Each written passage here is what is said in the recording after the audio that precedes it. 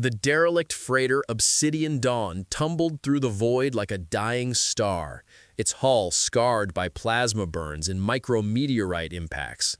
In the cramped brig, Lieutenant Alara Voss of the Xerian Imperial Guard sat with military precision despite the magnetic restraints binding her wrists to Captain Rhys Callahan's.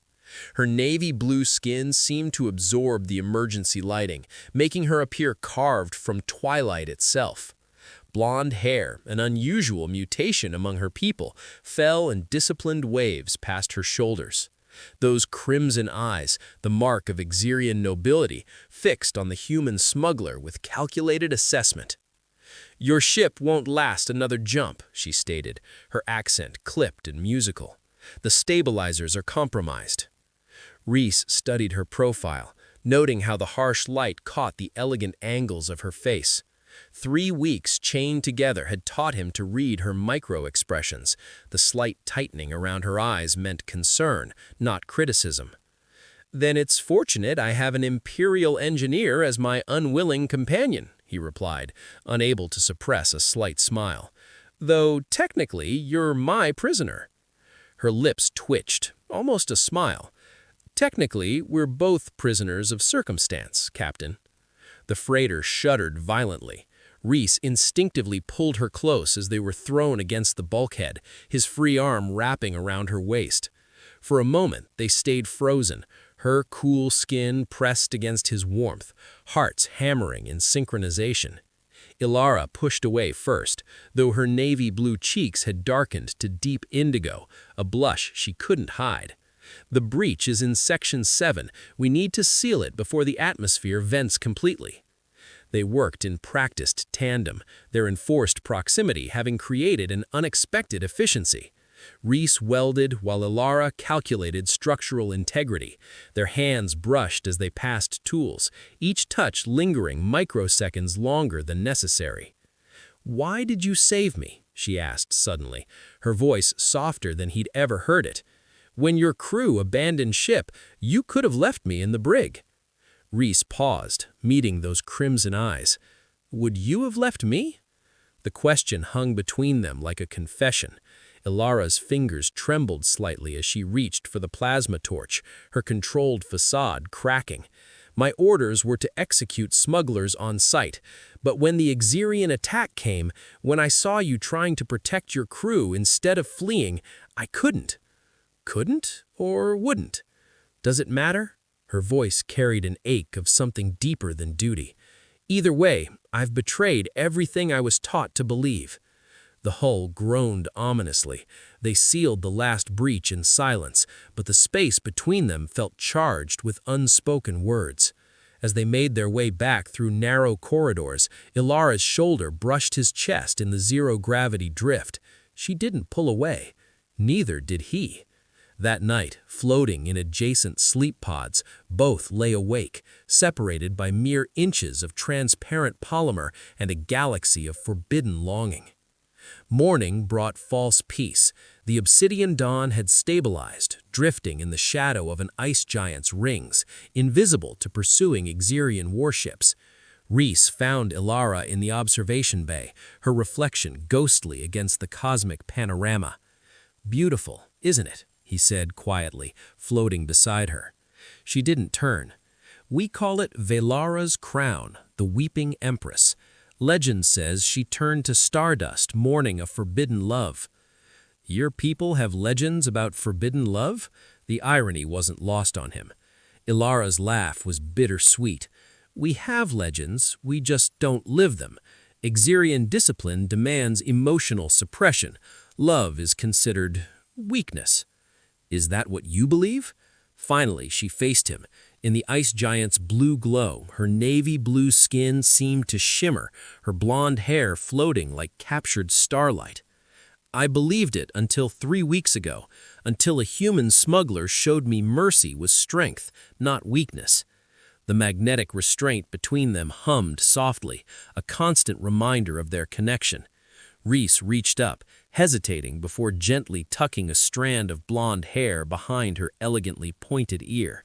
She closed her eyes at his touch, a small sound escaping her lips. "Ilara." Don't, but she leaned into his palm, contradicting her words. If we cross this line, there's no going back. My empire will hunt us both. Your rebels will see you as compromised. We'll have nowhere to go. Maybe nowhere is exactly where we need to be. Her crimson eyes opened, swimming with emotions her training had never prepared her to handle. You don't understand what you're asking. Xerian physiology, we bond deeply, permanently. One touch, one kiss, and my biochemistry will mark you as mine forever. It's not romance, Captain. It's biology. Reese cupped her face with both hands, their restraints allowing the intimate gesture. What if I want to be marked? What if everyone wants to know I chose you? The confession shattered her composure.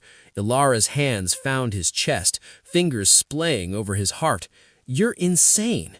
Probably, he smiled, that reckless smile she'd grown to anticipate. But I'd rather be insane with you than sane without you. The freighter's systems suddenly blared warnings. Pursuit ships had found them, 3 Xerian interceptors dropping from FTL. Ilara's military training snapped back instantly.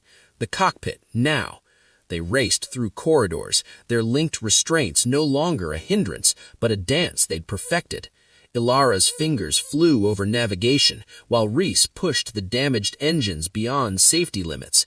They worked as one organism, her strategic brilliance complementing his instinctive piloting. Jump coordinates locked, she announced. But Reese, they're hailing. They know I'm aboard. What do they want? Her face went pale beneath the navy blue. They're ordering you to execute me and return to the fleet. And if you refuse, then we're both dead. His hand found hers on the console. Then let's make sure we live. Ilara's fingers trembled over the communications panel. Through the viewport, the 3 Xerian interceptors grew larger, their elegant silver hulls bristling with weapons. The lead ship's commander appeared on screen, Admiral Zythera, Ilara's former mentor, her expression carved from ice. Lieutenant Voss, your vital signs indicate you're unharmed. Eliminate the smuggler and prepare for extraction. Reese felt Ilara's hand tighten around his. Every instinct told him to stay silent, let her decide. But when he saw the anguish in her crimson eyes, he couldn't. She's not your soldier anymore, he said, stepping into the camera's view. Zythera's eyes widened fractionally, the only emotion an Xerian admiral would reveal. Lieutenant, the human has clearly compromised your judgment. This is your final opportunity to prove your loyalty to the Empire. Ilara stood, her military bearing perfect despite the storm raging within her. With respect, Admiral, I've learned more about loyalty in 3 weeks with this human than in 20 years of Imperial service. The silence that followed was crushing. Then you are a traitor, Zythera said softly, and the Empire shows no mercy to traitors. The communication cut, weapons locked on the obsidian dawn. Jump in 3, Reese said, throwing the freighter into a desperate roll. Plasma fire scorched past them, melting ice crystals in brilliant cascades. Ilara's hands danced across the weapons console. 2. You sure about this? Reese asked, the question carrying more weight than just their immediate survival. She met his eyes, and in that moment he saw her choice crystallize. I've never been more certain of anything. 1. The universe folded. They emerged in an unnamed system, the freighter screaming protests as its damaged systems struggled with the jump. Alarms blared, but they'd made it. No pursuit signatures. They were alone. The adrenaline crash hit them simultaneously. Reese slumped in his seat while Ilara gripped the console, her whole body shaking. The weight of her decision, abandoning her empire, her honor, her entire identity finally overwhelmed her. I just betrayed everything. Reese was beside her instantly, magnetic restraint pulling them together.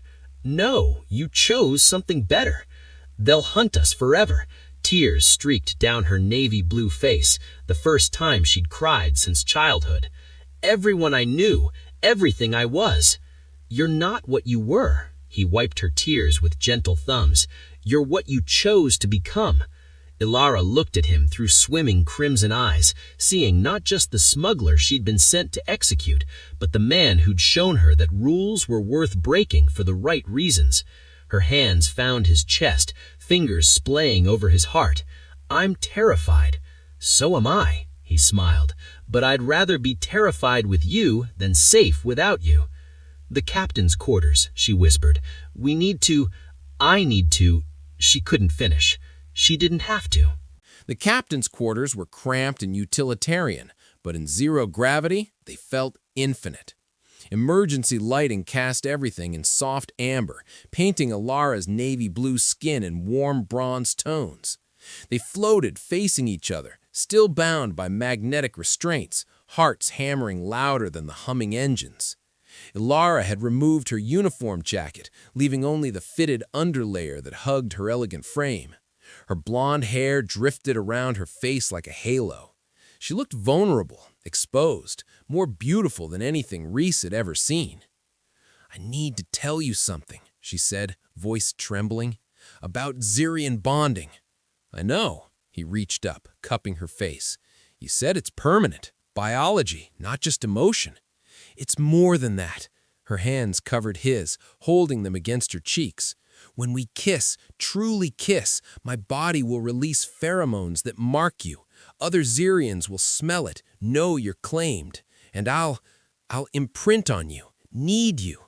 It's not romantic, Rhys. It's physiological addiction." "And you think that scares me?"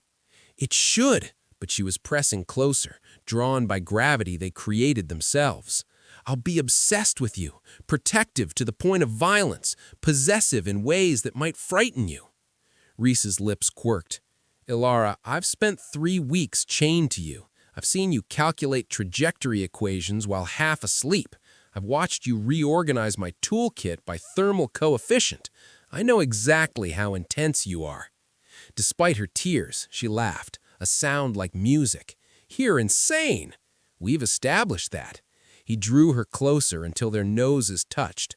"The question is, are you brave enough to be insane with me?" Her composure finally completely shattered.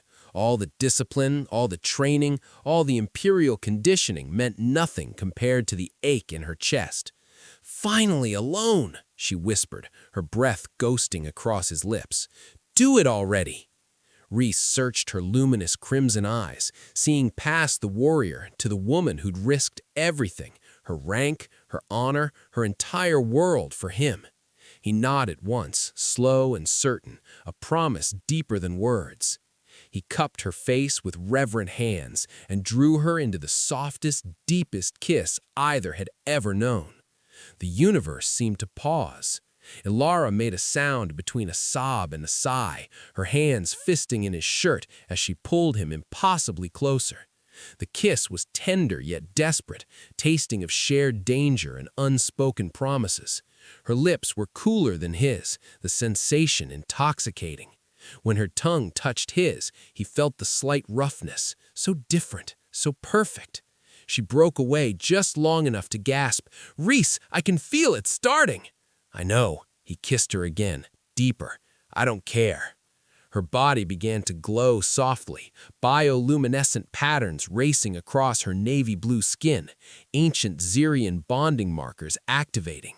She was marking him, claiming him, binding them together in ways science and emotion couldn't separate, and he welcomed every moment of it.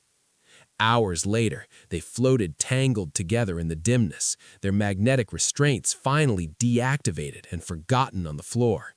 Ilara's head rested on Rhys's chest, listening to his heartbeat, a rhythm that now felt essential to her existence. The bioluminescent patterns on her skin pulsed softly, synchronized with his pulse. "Can you feel it?" she whispered, her fingers tracing idle patterns on his skin. "The bond?" "Like you're part of me now." He pressed his lips to her forehead. "Is it always this intense?" "I don't know. Most Xerian bonds are arranged, political, not—" She lifted her head, crimson eyes meeting his. "Not born from choice and desperation and impossible hope." Reese tucked blonde strands behind her pointed ear, marveling how natural the gesture felt.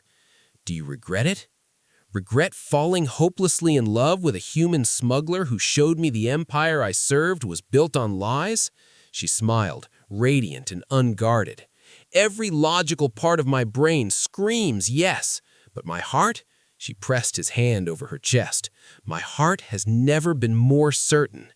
He pulled her up for another kiss, slower this time, savoring. When they parted, she was glowing again, those beautiful patterns dancing across her navy skin. "They're going to hunt us," she said quietly. "The Empire doesn't forgive desertion, and your rebel contacts won't trust a Zirian officer." "Then we make our own path," Reese gestured to the viewport, where endless stars beckoned. "The galaxy's big enough for two people who chose love over loyalty." Ilara laughed, the sound free of her former restraint. "That's your plan? Wander the cosmos hoping we survive?" "I've had worse plans," he grinned. "Besides, I've got the best navigator in the Empire." "Former Empire." "Even better." She kissed him again, unable to resist, addicted in ways that transcended biology. When she pulled back, her expression grew serious. "I need you to understand something. What I feel for you is beyond anything I was taught possible. In Zirian culture, showing emotion is weakness, but you've made me so weak I'm strong again. Does that make sense?" "Perfect sense." He cupped her face. "You're the bravest person I've ever met, Ilara Voss. You didn't just break the rules, you shattered them for something real." Tears slipped down her navy cheeks.